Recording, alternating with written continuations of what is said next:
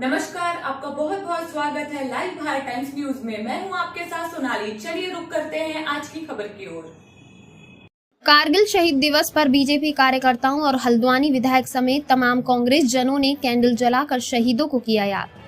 कारगिल शहीद दिवस के मौके पर जहां एक तरफ पूरे देश ने नम आंखों से कारगिल के युद्ध में वीरगति को प्राप्त हुए शहीदों को याद किया, तो वहीं उत्तराखंड में भी हर साल की तरह इस बार भी तमाम कार्यक्रम आयोजित किए गए। तो वहीं हल्द्वानी में आज सुबह से ही कारगिल शहीद दिवस के मौके पर कार्यक्रम आयोजित किए गए।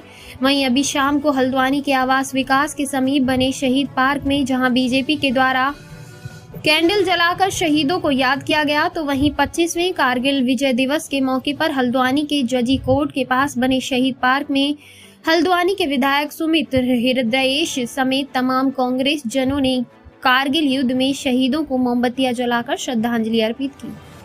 कारगिल शहीद दिवस स्वतंत्र भारत के देशवासियों के लिए बड़े ही गौरव की बात है और जो प्रत्येक वर्ष 26 जुलाई को मनाया जाता है। हमारे भारत और पाकिस्तान के युद्ध में 60 दिनों के इस युद्ध में जिस प्रकार देश के सैनिकों ने भारत को अपनी प्राणों की आहुति देकर उन्हें विजय प्राप्त कराई थी, उसी के सम्मान में हर वर्ष 26 जुलाई को ये दिन मनाया जाता है। इसीलिए आज हम सभी कांग्रेस कार्यकर्ता एकत्रित होकर उनके सम्मान में यहाँ उन्हें श्रद्धांजलि देने के लिए एकत्रित हुए हैं। धन्यवाद।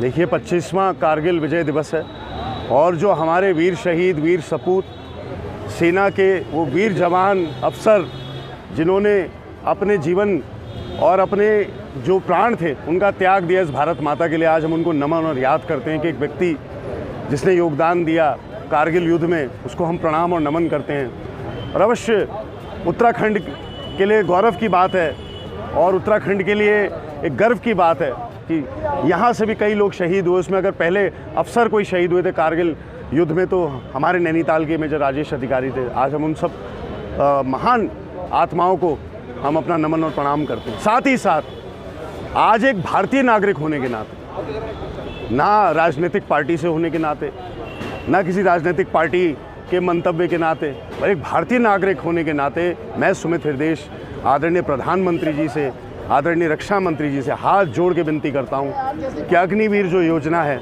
इसको वापस ले लीजिए, क्योंकि हमारे देश के भविष्य के लिए, देश की सरहदों के लिए एक बहुत ही ऐसी योजना है जो केवल नुकसान पहुंचा रही है। ये हमारी आपसे विनम्र अपील है। Thank you. दिवस मनाया जा रहा है कारगिल में जो शहीद हुए थे उनकी याद में, क्या ऐसा कहता है, किस प्रकार से देखते हैं और क्या कहना चाहते हैं आज की स्थिति में? देखिए, कोई कल्पना कीजिए कि कोई एक जवान युवा अपना घर, अपना परिवार, बीवी, बच्चे, माँ बाप, भाई बहन सब कुछ छोड़ देता है, युद्ध के मोर्चे पर जाता है, शहीद अपने आप को शहीद करता है। ये छोड़ भूल जाता है कि उसके पीछे उसके माँ बाप, अपने देश उसके लिए इतना बड़ा कुर्बानी को देता है। तो ये तो हमारे देश के युवाओं के ब्लड में होना चाहिए कि अगर जब भी वार्षिक रूप से एक बार तो कम से कम हमारे ब्लड के अंदर उनके प्रति कृतज्ञता होनी चाहिए।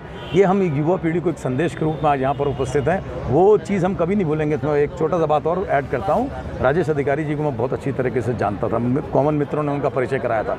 20 दिन पहले एक बार नैनीताल में मिले थे, जाने से पहले शायद कुछ दिन पहले मिले थे। उनकी मृत्यु तुरंत 15-20 दिन के बाद ही जब उनकी मृत्यु का संदेश आता है तो मैं देखा कि मैंने कहा अभी बंदे की नई शादी हुई थी और उसने कभी भी ये नहीं सोचा कि मुझे मोर्चे से पीछे हटना है, अपने देश को उसने बचाने में इतना बड़ा योगदान दिया। तो एक दिया जलाना, एक मात्र अपने मन के अंदर उसको उनको याद रखना, इतनी कृतज्ञता तो हमारी भी बनती है। साहस और पराक्रम जो भारतीय सेना के वीर सैनिकों ने जो कारगिल की पहाड़ियों पर दिखाया था, उसको याद करने के लिए हम आज ये जो कारगिल विजय दिवस है इसके यहाँ पर एकत्र हुए हैं और अपने श्रद्धा सुमन अर्पित करते हैं वीर सैनिकों को, जिनकी शहादत ने इस देश को सुरक्षित रखा है। आज इसी क्रम में हमारे युवा मोर्चा द्वारा ये कार्यक्रम यहाँ आयोजित किया गया है। इसके पूर्व संध्या पर भी एक मशाल जुलूस युवा मोर्चा द्वारा निकाला गया था और आज अभी स्मरण करने के लिए अपने वीर सैनिकों को तो यहाँ पर हमने एक कार्यक्रम किया है और अभी दीप प्रज्वलित कर उनका श्रद्धा सुमन भी हम अपने अर्पित करेंगे।